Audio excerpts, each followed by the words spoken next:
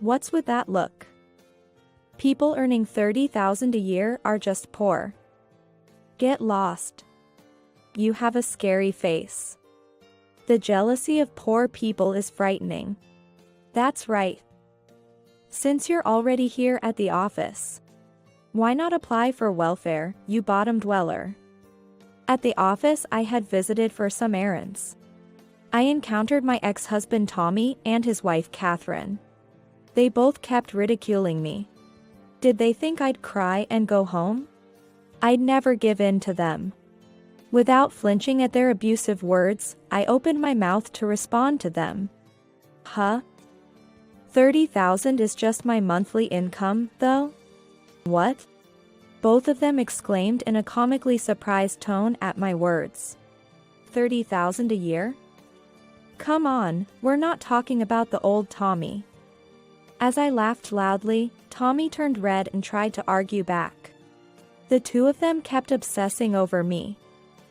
I was finally about to give them their comeuppance.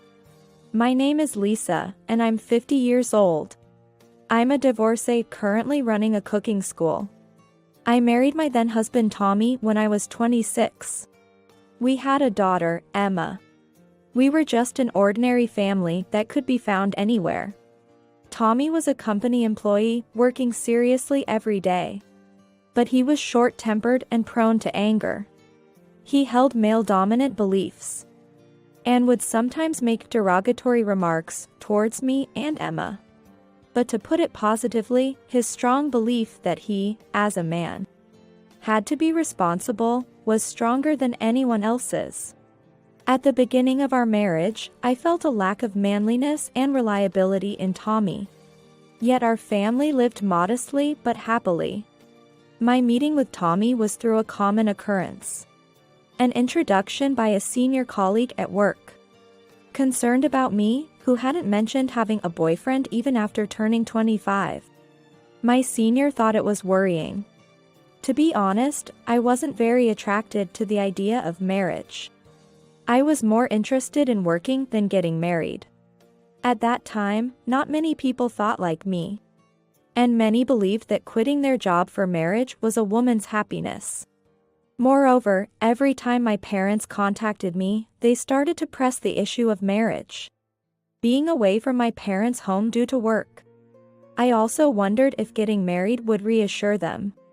That's when I met Tommy, and somehow I started to consider him as a potential marriage partner. It seems Tommy was having similar doubts at the time. Everyone around me is getting married, and my parents keep nagging about marriage. Honestly, I'm not interested in marriage. But if I were to marry, I'd like it to be with someone like Lisa. One day, Tommy told me that we weren't deeply in love. But I thought we could be good partners for each other since our views on marriage were similar. And so, less than a year after meeting, we decided to get married, but we really had no money. Both Tommy and I had been living alone before our marriage, so we hardly had any savings. As a result, our wedding was really just a small meal with close family members. We couldn't afford a new home. So our married life began with Tommy moving into the apartment where I lived. Because of our situation, I intended to continue working after marriage, as expected. Tommy had agreed to this before our marriage, but once we were married, he started to have difficulties with the idea of me working. This happened a while after we got married. So, when is Lisa going to quit her job? That question came out of the blue. I was taken aback and responded, "What? I'm planning to keep working." That's what we talked about. But if you work, won't people think my earnings are insufficient? Normally, everyone quits their job after getting married, right? Lisa, you should do the same. It was such a turnaround from our discussions before marriage that I wanted to ask what all that was for. Frustrated with Tommy suddenly saying this, I spoke up. Why?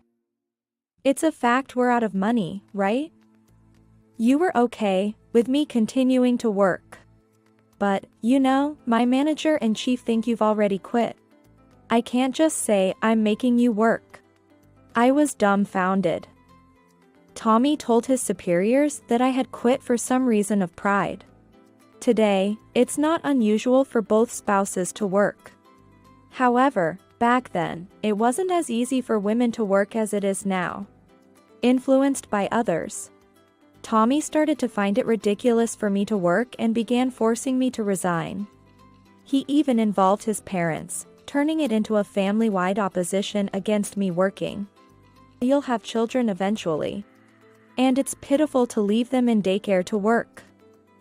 Quit your job already. Tommy's telling you the same, right? A woman's best role is to take care of the home. Despite living far away, my mother-in-law irresponsibly threw such words at me. I never agreed to quit my job, but surrounded by opposition, I ended up confined to the house. However, this didn't mean Tommy's salary increased. Our reduced income directly impacted our lives. All I could do was cut down on living expenses. With only Tommy's salary to live on, we had to save rigorously. This is dinner? Just this? Before payday, Tommy would sometimes give a strained smile upon seeing the modest meal. Can't help it. We're out of money for the month. But I'm working. I'm eating for both of us. I have to work for both of us. Sometimes, saying that Tommy would even snatch my side dishes. He also took pocket money from the household expenses, saying it's embarrassing to be out of money in public. I couldn't even consult with anyone about this, feeling too ashamed. Tommy forbade me from borrowing money from my parents, saying it would be shameful to admit we were out of money. Of course, I couldn't spend on my cosmetics or clothes. Even in such a state, Tommy wouldn't let me work, which only added to my stress. As I was considering divorce, Tommy, realizing this, said, "If we have a child, you won't have to think about unnecessary things." Despite our financial difficulties, he suggested having a child. If I got pregnant under these circumstances, it would be a disaster for our finances. Despite my opposition, saying it was too early, I eventually got pregnant, making it difficult to both work and think about divorce. Still, I found our daughter Emma very adorable. Fortunately, without any major illnesses, Emma grew up healthily. With age, Tommy's salary increased a bit. Although still below average, I had gotten used to saving money. As a full-time housewife, I could attend all of Emma's kindergarten and school events.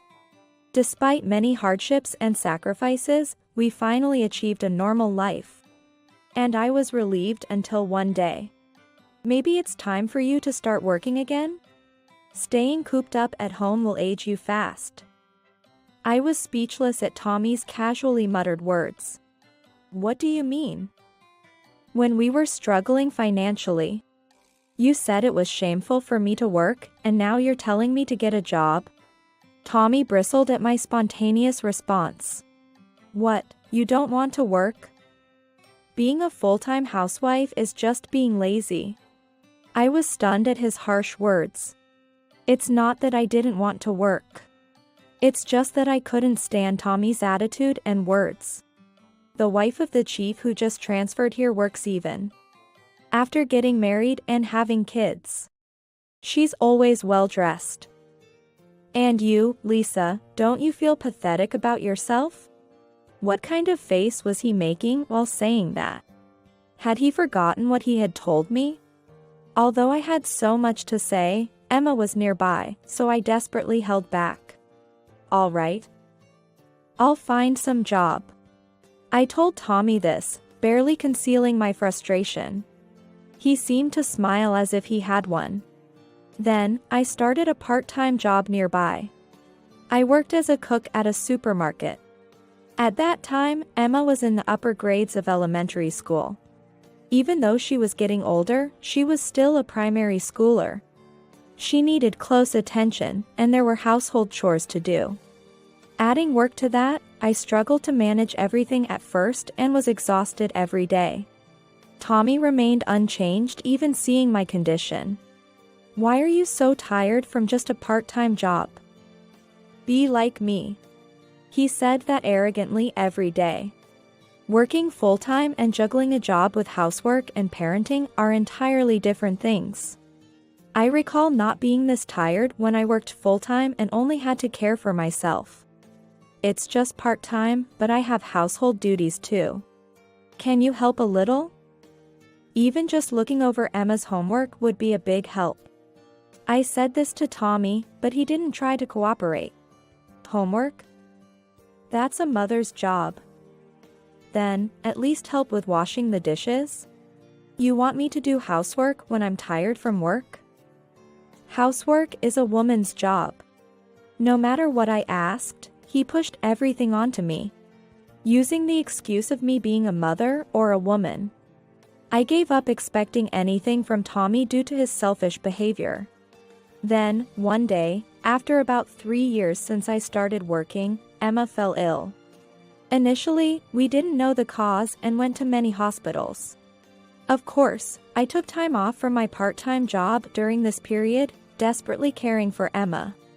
But even as I struggled for Emma, Tommy's reaction was cool. Isn't she just faking to avoid school? Don't take time off from your part-time job. Your salary will decrease. In front of a visibly ill Emma, Tommy showed no concern, simply drinking beer. Eventually, Emma's illness turned out to be non-life-threatening. But she needed regular hospital visits for some time.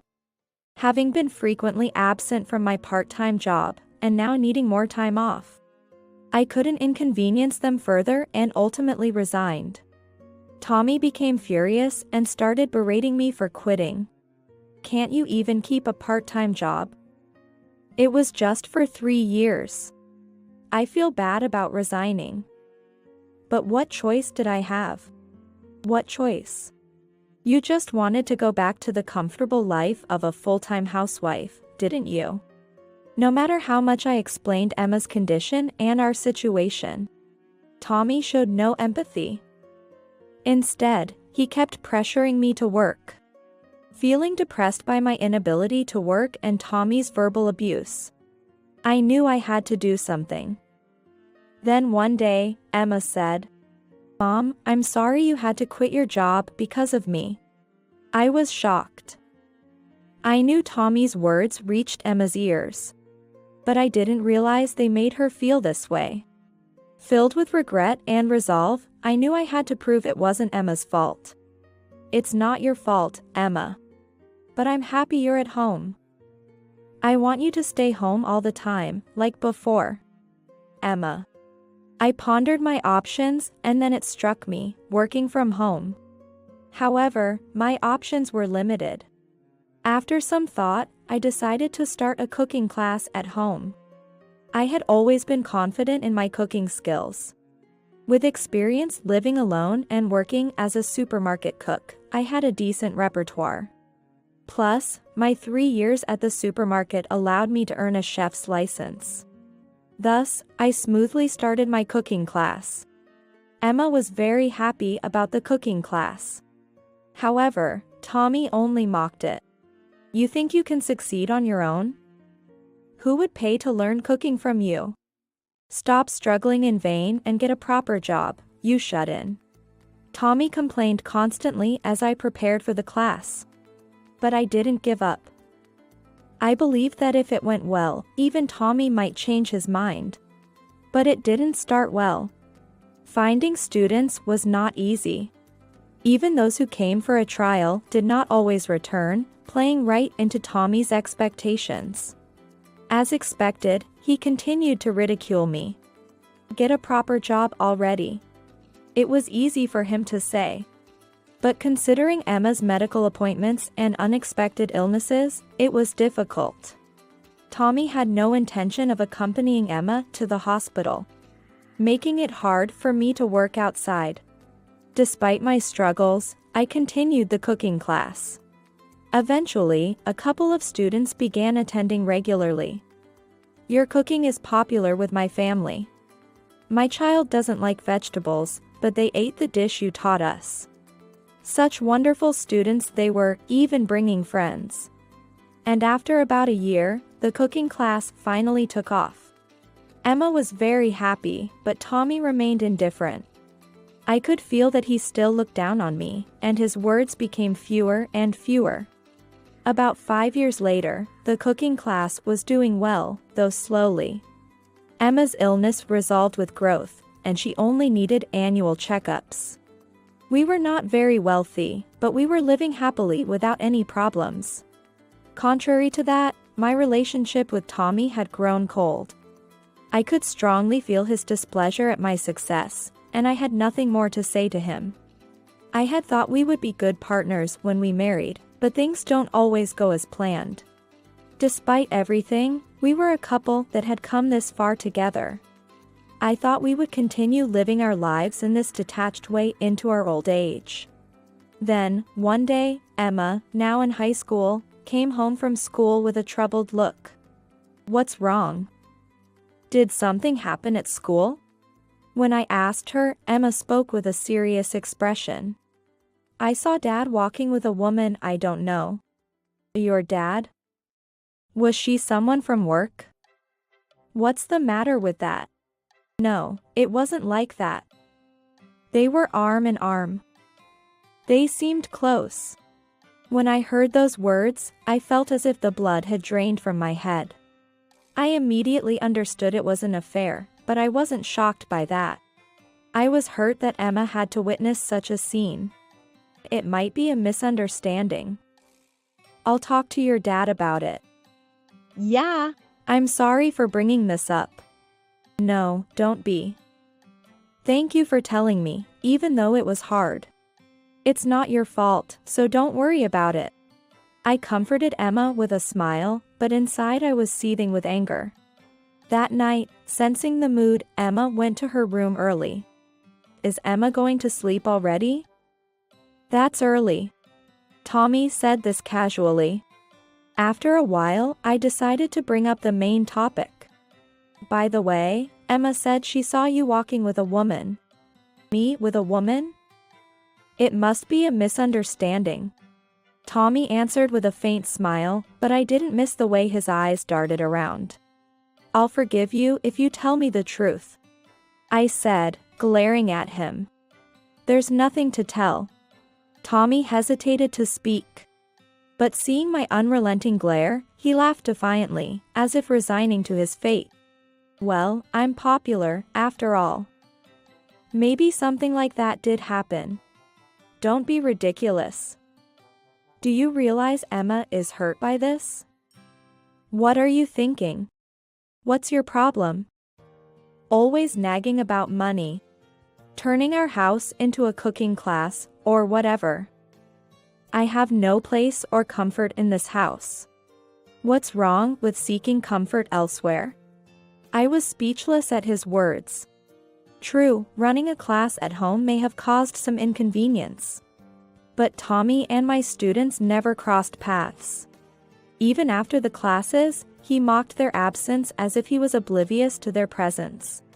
Let alone feeling uncomfortable due to the class. The financial troubles weren't new, and partly his fault. Yet he used it to justify his affair and hurt Emma. However, the income from the cooking class alone wasn't enough for Emma and me. Knowing I had to endure, Tommy added insult to injury. "If you're unhappy, let's divorce." I continued this marriage feeling sorry for you. But divorcing you and marrying her is for my happiness. Wait. Emma's education costs are coming up. Earn it with your cooking class. Well, let's get a divorce. Saying this, Tommy brought home a divorce application the next day. I was discarded. Not just me, but also Emma, his daughter. I demanded child support and education costs for infidelity. Reluctantly, Tommy agreed, so I consented to the divorce. However, I never received those payments, leading to more struggles with finances.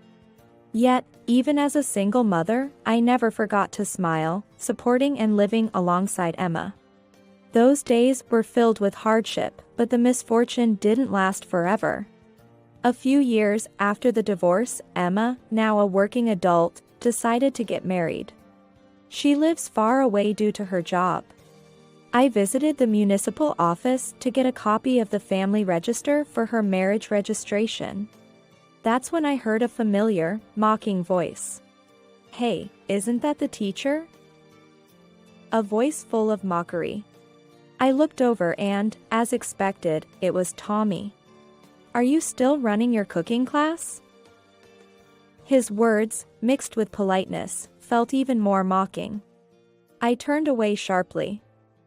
Then, the woman beside Tommy laughed. "Tommy? That's rude.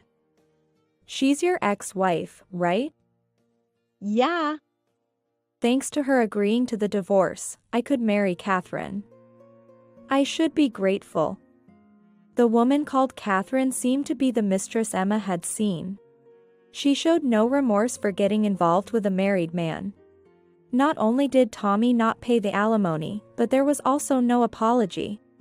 Besides Tommy, Catherine looked down on me, seemingly wealthy. I involuntarily noticed the brand bag in her hand. Realizing this, Tommy laughed even more mockingly. "Catherine's parents own a company. You must be envious of this bag, right? You could never afford it." "I'm not envious at all. Pretending to be strong is pointless. How much are you earning now?" "About 10,000 a year." It seems Tommy's ego is inflated with Catherine's wealth. 3. I answered briefly. "Oh, 3. Not bad. But with a 30,000 income, you can't afford decent food, can you?" Tommy continued to loudly mock me. I wondered why he was so intent on bothering me. I glared fiercely at Tommy. "What's with that look? People earning 30,000 a year are just poor. Get lost. You have a scary face. The jealousy of poor people is frightening." "That's right. Since you're already here at the office, why not apply for welfare, you bottom dweller?" Catherine joined Tommy in mocking me. They probably thought I'd cry and go home, but I had no intention of giving in to them. Unfazed by their insults, I opened my mouth to respond. "Huh? 30,000 is just my monthly income, though?" "What? 30,000 a year? Come on, we're not talking about the old Tommy." I said it out loud and laughed. Tommy, as expected, turned red and snapped at me. "What? Back then? Back then? You were always around 30,000 until our divorce. Struggled being married to a pretentious poor man." Tommy, clearly not expecting to be talked back to, was shaking comically. "It's good for you now, married to a lady riding on her parents' coattails." "Did you just call me an old lady?" Catherine seemed offended by my words and glared at me. "Yes. You're only a bit younger than me, right? It's ridiculous to rely on your parents just because they own a company at your age. Do you even work?" At my question, Catherine fell silent. Tommy had nothing to say either. It seemed they were living off Catherine's parents' money without working. Realizing this, I couldn't help but laugh. It must be hard for parents to support grown-up men and women. Poor parents, even if they are company presidents. "What did you say?" Tommy, infuriated, almost raised his hand at me, but seemed to realize the consequences of such an action in public and reluctantly lowered it. "Lying old woman, earning 30,000 a month, don't interfere in other people's affairs." "Oh, it's not a lie. Besides, you were the one who started interfering in my affairs, weren't you? How can an old woman like you earn 30,000 a month? Tell me how." With a smile, I began to speak. "Do you cook, Catherine? Cooking? That's what the maid does. Don't compare me with the poor. Our maid makes exquisite truffle burdock rice, and we use vegetables from our company. Catherine laughed triumphantly, but my smile grew wider. I see. What's with that creepy smile? I'm delighted you like the recipes I created. Hearing this, both were taken aback. After my divorce from Tommy, I continued my cooking class. However, it was not enough to sustain a living. I decided to close the class, but my students, refusing to let me quit, brought many new participants. People started recommending others, and 3 months after the divorce, my classes became so popular that it was hard to get a reservation. We want more people to know about your cooking. A student working at a publishing house suggested I publish a cookbook. The first one targeted housewives. Thanks to many sharing it on social media, the book sold incredibly well in this digital age. I also wrote books on toddler-friendly recipes, remembering the snacks I made with Emma in kindergarten, and budget recipes from my harder times. Recently, I published books with slightly more upscale recipes, catering to various culinary genres. Among my recipes, the truffle burdock rice using mushrooms and truffle salt became particularly popular, with various adaptations buzzing on social media. I'm confident Catherine's maid must have seen it and decided to make it. It's not something a regular person would easily think of. You came up with that. Yes, that's right. I'm glad so many people are enjoying it. Catherine was speechless. She might have realized if she had made it herself, but it seems she only bragged about having it made for her. She had no idea I was the creator. Unable to say anything, both she and Tommy fell silent, probably realizing my monthly income of $30,000 wasn't a lie. Well, I'm busy, so I'll be going. Their earlier bravado was gone. I left them deflated as I finished my errands and left the office. However, that evening, another incident occurred. Tommy came to visit my house. I continued living in the same apartment since I kept running the cooking class after the divorce. Regretting not moving, I went to the entrance to meet Tommy. About earlier, sorry. Greeting Tommy at the door, his smirking face gave me a bad feeling. What do you want? Well, you know, I supported and helped with your cooking class, right? We haven't done any property division, and it's late, but I think we should split the money properly. My bad feeling was right. Tommy had come, aiming for my money. What are you talking about? I don't remember you ever supporting me. My only memory of Tommy was of being continuously ridiculed. There was no support from him. And what property division are you talking about? Look, you have money, right? We didn't split it when we divorced, so we should divide it now. I was exasperated by his words. I couldn't understand why he thought he had any right to my money. Yeah. Is Emma here? She must be grown up now. She might want to see me, right? Tommy, still in high spirits, tried to peek inside. I blocked him by closing the door. Emma isn't here. Eh? She lives far away. She's getting married soon. Upon hearing this, Tommy's eyes lit up. Part of me wondered if he was genuinely happy for Emma, while the other part doubted it. Who's she marrying? Is he rich? Well, he's serious about his work. Good for her. Like father, like daughter, a beauty easily marrying into wealth. Women have the easy way out with marriage. I resisted the urge to slap him. I had been let down by him so many times before. What about the wedding? I should keep my schedule open. Despite everything, Tommy seemed to assume he'd be attending the wedding. I don't know about that, but if you want to meet Emma's future husband, they're coming over this weekend. You can come and greet them then. Tommy nodded happily at my suggestion. He and Catherine were already planning to visit to pick up the family register and have a meal. After saying he'd come again, Tommy left. I sighed as I watched him go. On the weekend, Tommy unexpectedly arrived with Catherine. Catherine, a complete outsider, was brought in without a clear purpose. Emma and her fiancé, Alex, already present, frowned upon seeing them. Why is Dad here? And with this woman? Isn't it terrible to say that when we're meeting after so long? You're getting married, right? Tommy greeted Emma cheerfully, but she looked at me, wanting to say something. I smiled slyly and introduced them to Alex.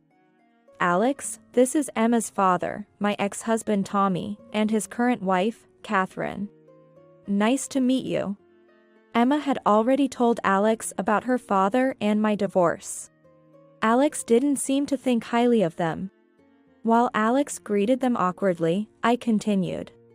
You know, we didn't divide our assets during the divorce. I haven't received any child support either. Well, let's not talk about that today. No, it's perfect. Alex is a lawyer. With Catherine here, I wanted to discuss things properly. Catherine's eyes widened at this, and she looked at Tommy for help.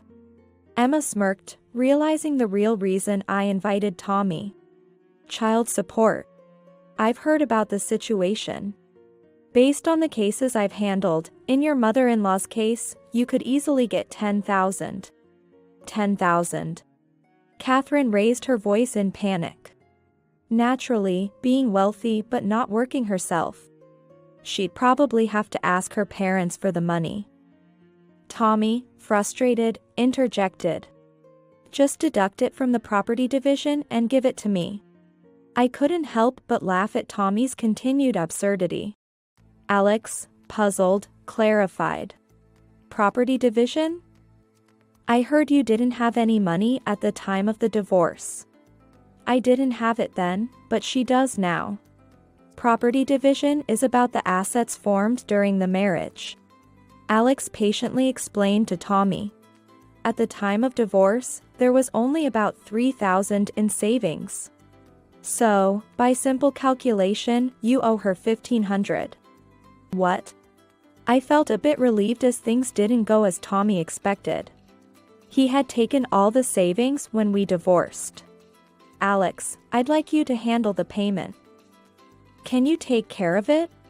I formally asked Alex in front of them.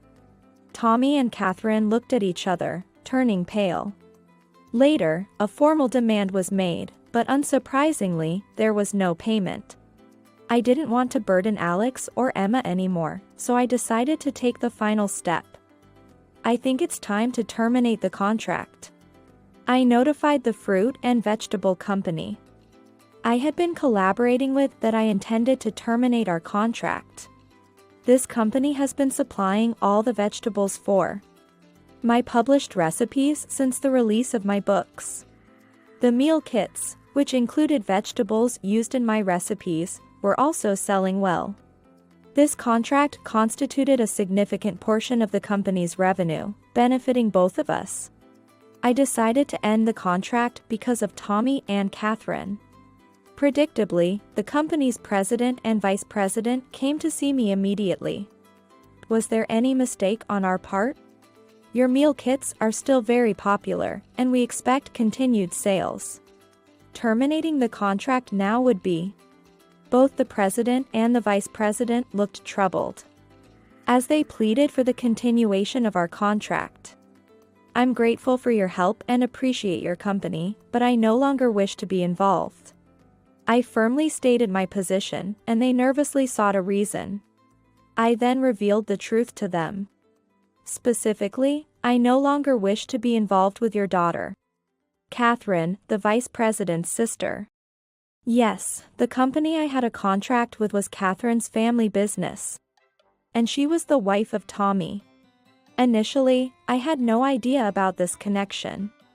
However, clues like Catherine mentioning vegetables from our company and being the president's daughter made me suspect. There aren't many fruit and vegetable companies in the area. Checking the contract, I found Catherine's name in the company's records. Catherine didn't work, and it was clear she was just a nominal officer. I knew the vice president had a sister and realized the family connection. I struggled with how to reconcile this fact. But Tommy and Catherine continued to be insincere towards me. I decided it was unfair for me to keep up my end of the deal. I explained the situation to the president and vice president. I can't believe it. Catherine's husband is Ms. Lisa? She did such an outrageous thing. The president and vice president were profusely apologetic, their faces pale. I'm sorry. We'll remove Catherine from the board of directors. And, Dad, you need to take responsibility for spoiling Catherine. Indeed. Ms. Lisa, I'm deeply sorry for what my daughter has done. Consequently, the president resigned. Catherine's name was removed from the board, and her financial support was cut off. That Lisa running the cooking class here is a terrible old woman. Catherine ranted outside my apartment for days, which led to the entire incident being exposed online. The fruit and vegetable company faced a crisis, but I re-established my contract. Impressed by the vice president's character and response. He kept apologizing, but thanks to him, I finally received the child support. Tommy and Catherine's fate needs no explanation. They, not working, faced a life of poverty, abandoned by their family, and living in a cramped apartment. I learned of this from Emma, who contacted me. Dad asked me for money. Of course, I refused. Unable to rely on anyone, it was pitiful that he resorted to begging his daughter for money. He's working at a day laborer's factory now. He should have stayed at his company. He got carried away, thinking he became rich by marrying her. Emma laughed heartily, and I was finally able to laugh too. Tommy had always caused me anger, but now I felt he had received his just desserts. I know the hardships of living without money. Now, I hope Tommy experiences that hardship himself. My work continued to thrive. I even started posting recipe videos on a video sharing website, thanks to Emma's suggestion. Bringing happiness to people with my cooking is my greatest joy. Emma is expecting a baby soon.